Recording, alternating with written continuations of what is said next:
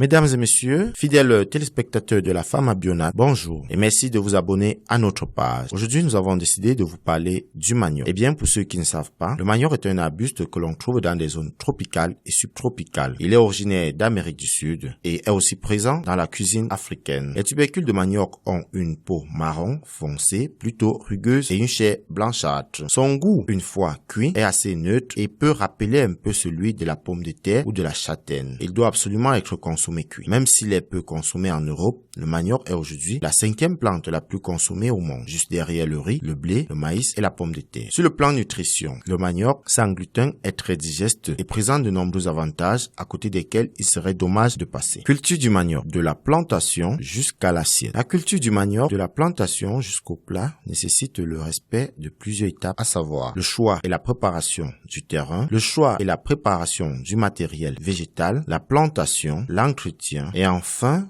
la récolte. Voilà pour ce qui est du choix et la préparation du terrain. Nous dirons plutôt que le terrain le mieux adapté à la culture doit être plat ou légèrement en pente. N'oublions pas surtout d'enfouir les débris végétaux du labour. Le choix et la préparation matériel végétal. Pour avoir le matériel végétal nécessaire à la préparation, il faut prélever des boutures de 10 à 20 cm de long, c'est-à-dire 3 à 4 sineux sur des tiges saines de 7 à 8 mois d'âge. La plantation. Pour ce qui concerne la plantation, elle se fait au début de la saison des pluies. Les boutures peuvent être plantées sur terrain plat, sur butte ou sur billon. Après plantation vient l'entretien qui consiste au désherbage et à la fertilisation. Le temps de la récolte des tubercules dépend des variétés et de l'usage que l'on compte en faire. La récolte se fait en coupant avec une machette des tiges à peu de 50 cm puis par arrachage des pieds. Après récolte, les tubercules de manioc peuvent être transformés en différents produits alimentaires ou industriels parmi lesquels nous pouvons citer le foufou de manioc, les bâtons de manioc, le gari, le tapioca, la farine, le banioc, la tiéké, les liqueurs, la kali, etc. Le manioc est source de fibres. Il participe ainsi à notre santé digestive et aide notre transit. Il est enfin riche en vitamine C et en manganèse. Le manganèse est un oligo-élément qui joue un rôle dans la défense contre les radicaux libres et donc contre le stress oxydant. Il doit être conservé dans des endroits sombres, secs, pour éviter qu'il ne moisisse. Ne laissez surtout pas dans un endroit chaud et humide, il s'abîme en moins d'1 heure.